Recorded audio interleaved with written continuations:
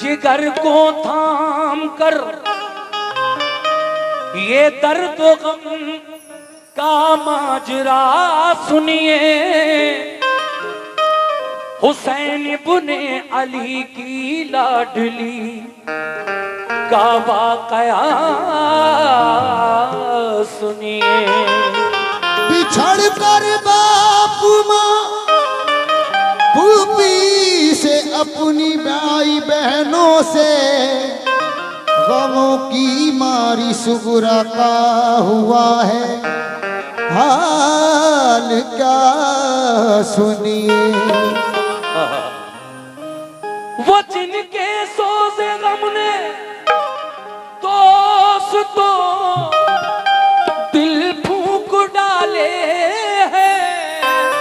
वो जिनके सोज़े गम ने दोस्तों दिल फूंक डाले हैं। हुसैन इब्ने अली की लाडली सुगरा के नाले हैं। हुसैन इब्ने अली की लाडली सुगरा के नाले। हुसैन इब्ने लाडली सुगरा के नाले। हुसैन सोज़े गम ने दोस्तों दिल फूंक डाले हैं। वो जिनके सोज़े गम ने दोस्तों दिल फूंक डाले हैं। वो जिनके सोज़े गम ने दोस्तों दिल फूंक डाले हैं। हुसैन इब्ने अली की लाडली सुगरा के नाले। हुसैन इब्ने पहला बंद यहां से शुरू कर रहा हूं, तवज्जो दीजिए। गए मक्के से सूए करबला जब लाल हैदर के।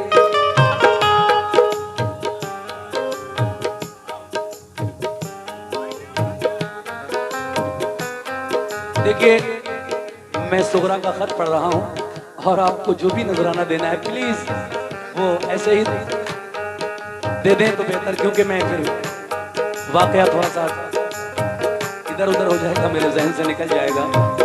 गए मक्के से सूए करबला जब लाल हैदर के। जनों पर जंद भी तब साथ थे सिबते पैगंबर के। फकत छोड़ा था घर पे आपने बीमार सुगरा को। सताया घर में तन्हाई ने उस बीमार सुगरा को। ये वादा कर गए थे आप बेटी, ये वादा कर गए थे आप बेटी, हम बुला लेंगे तुझे तन्हाई के रंजो अलम से हम छुड़ा लेंगे। इसी उम्मीद पे कुछ रोज काटे इंतजारी में। हुए जब दिल से यादा तो कटे दिन बेकरारी में। यकायक बाप माँ को छोड़ना आसान नहीं होता। यूं ही औलाद से रुख मोड़ना आसान नहीं होता। उधर सुगरा को उधर सुगरा को घर वालों की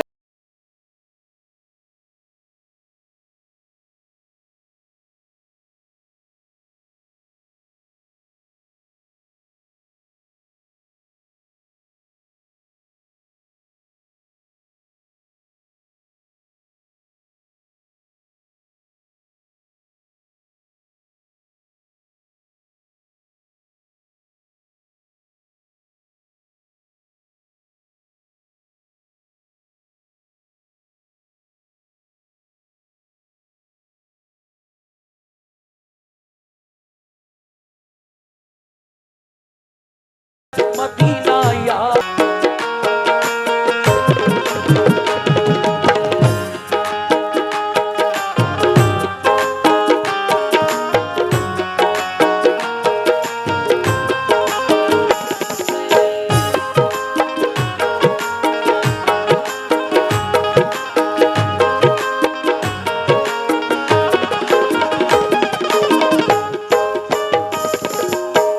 अकेले घर में उस बीमार से सोया न जाता था।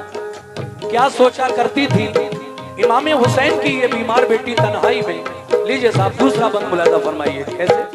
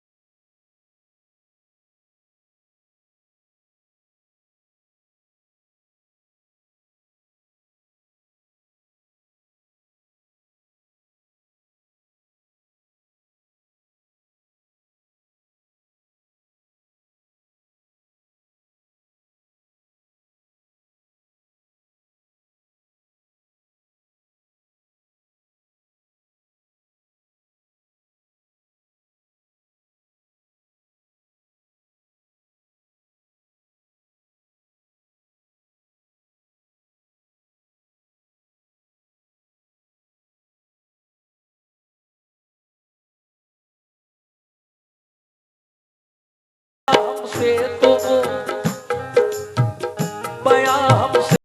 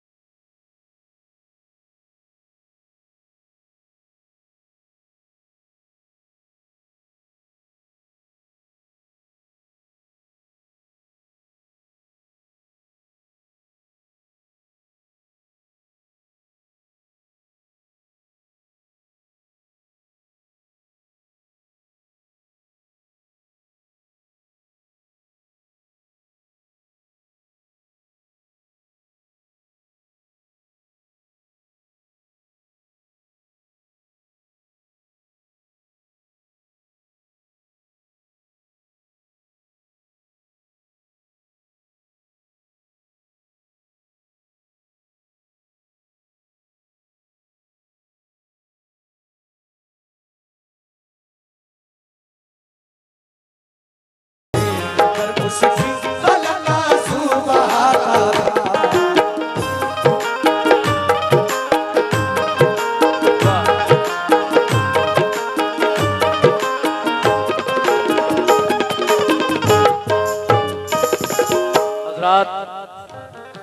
फरिश्तों से भी उसका रंजो गम देखा न जाता था। ये हालत देखकर उसकी फलक आंसू बहाता था। ये तो ठीक से सो भी नहीं पाती थी। न जाने कौन कब मुझे बुलाने आ जाए। अगर कोई रात में मुझे बुलाने आया और मैं घर में जाकर सो गई तो फिर रात को दरवाजा उठकर कौन खोलेगा। सुनिए साहब तीसरा बात तवज्जो के साथ।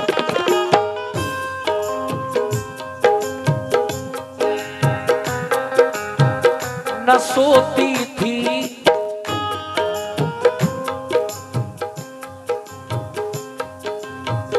न सोती थी बुलाया बाबा ने तो कौन बोलेगा। अगर मैं सो गई मेरे माँ बाप भाई का सहा जाता नहीं अब रंजो मुझसे जुदाई का। दुआ की उसने रो रो कर तसल्ली कुछ मिली उसको। ख्याल आया होती उस मेरी बजीर जन्नत से खिलौने लेके आते थे।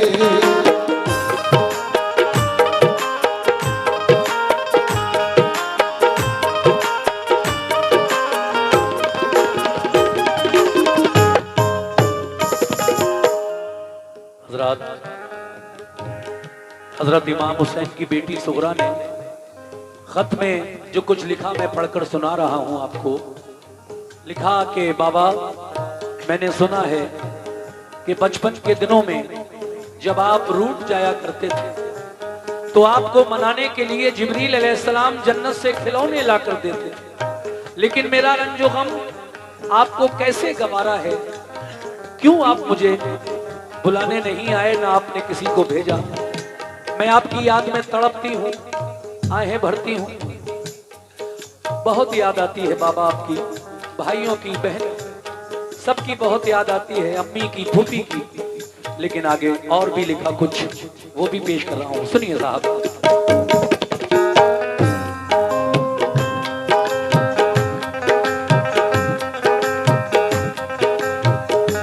ऐ मेरे बाबा हुसैन, तुम उसके काम आए हो, तुम्हें जिस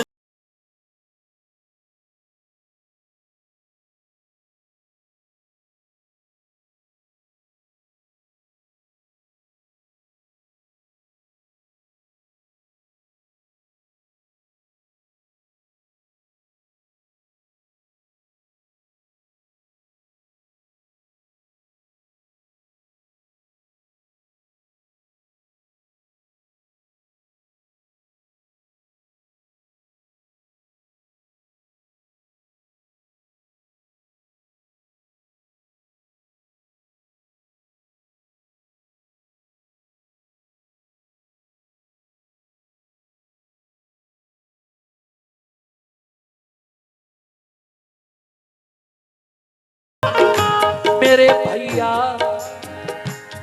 भैया अली अकबर से कह दो वो चले आए, उन्हें फुर्सत न हो तो भाई कासिम आके ले जाए। फिक्र फरमाना मैं सब रोज़ ज़ब्त कर लूंगी, मेरी मत फिक्र फरमाना मैं सब रोज़ ज़ब्त कर लूंगी, मेरी मत फिक्र फरमाना। सुभान अल्लाह, क्या बात है।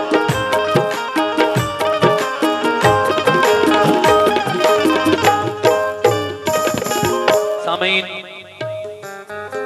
जब पूरा खत लगभग भर गया, थोड़ी सी जगह बाकी रह गई, तो इमाम अली मकाम की बेटी सुगरा ने आखिर में उस जगह में अपने से जो बड़े थे, जो करबला गए थे, उन सबको सलाम लिखा बारी बारी, और जो आपसे छोटे गए थे करबला, जैसे अली असगर और सकीना, उन सबको दुआ प्यार लिखकर खत बंद कर दिया।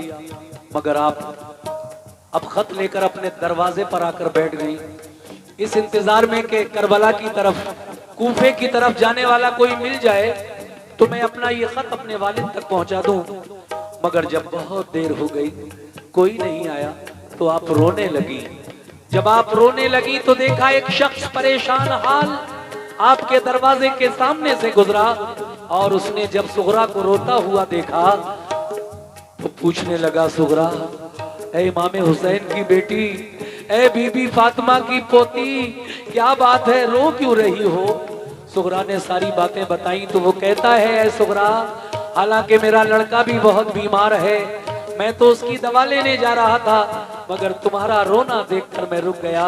लाओ ये खत मैं करबला तक ले जाऊंगा और तुम्हारे वालिद तक ये खत मैं पहुंचाऊंगा। मगर आप फरमाती हैं, नहीं, पहले आप अपने बच्चे की दवा ले दे आओ, उसके बाद ये मेरा खत मेरे बाबा जान तक पहुंचाना। आगे क्या होता है सुनिए जनाब। हाँ,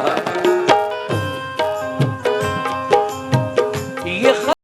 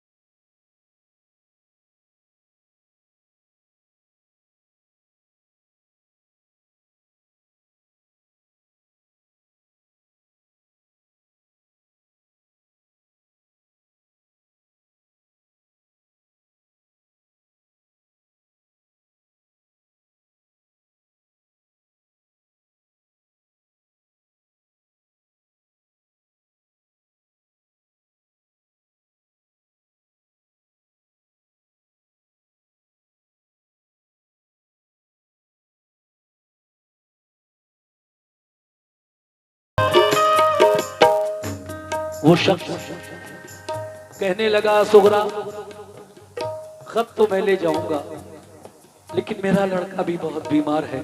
आपने फरमाया जाओ पहले उसकी दवा लेकर घर दे आओ, लंबा सफर है, रास्ते के लिए कुछ सामान भी ले आना खाने पीने का, और अपनी ऊँटनी भी ले आना, क्योंकि इतना लंबा सफर कैसे तय करोगे पैदल।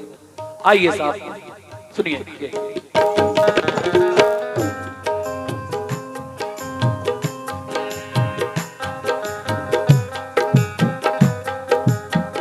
गया वो शख्स घर अपने,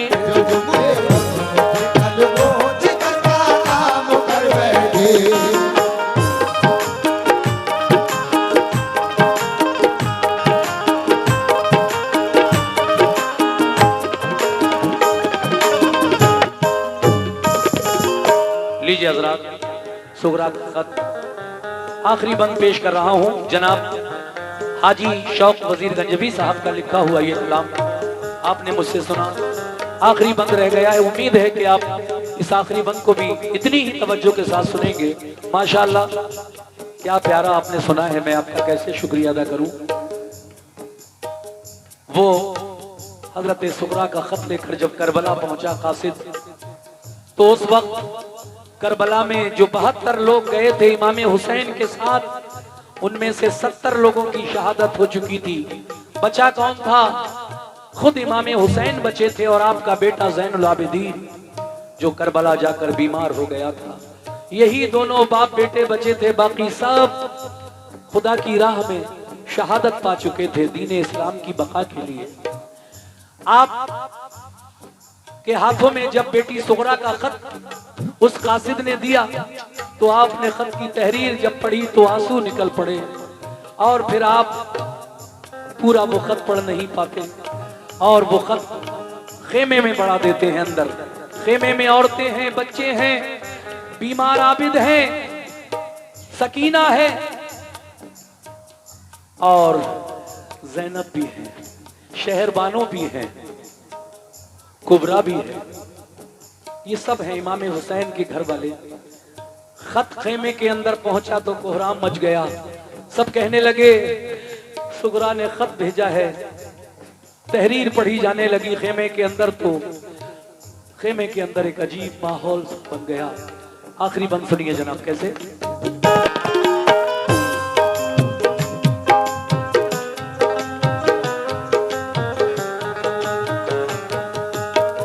गया खत खेमे के अंदर तो सारी बीबियां रोई, सुना सुगरा का खत आपस में मिलकर लड़कियां रोई।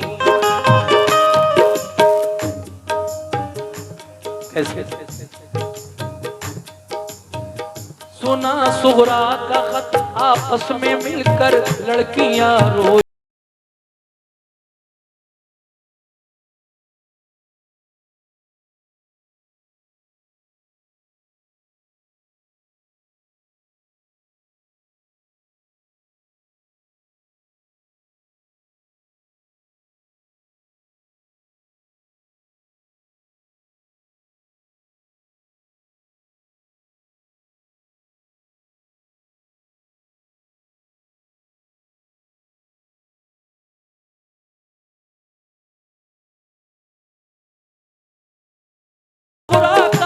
के तन्हा उसको छोड़ा, कहा शबीर ने यानी इमाम हुसैन ने, कहा शबीर ने कासिद से कासिम है।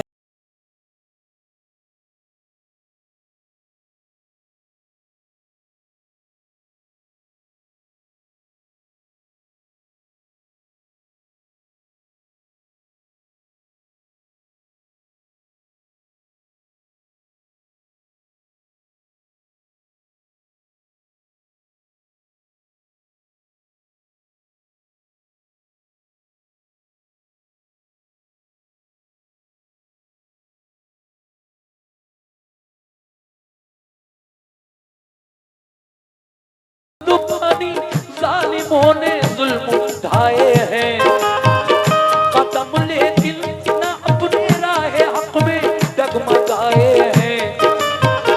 ये ये सुनकर रो पड़ा कासिद, कहा रन की इजाजत दो। उनका सब खुदाई पर बराए साहब, उनका सब खुदाई पर बराए साहब, उनका सब खुदाई पर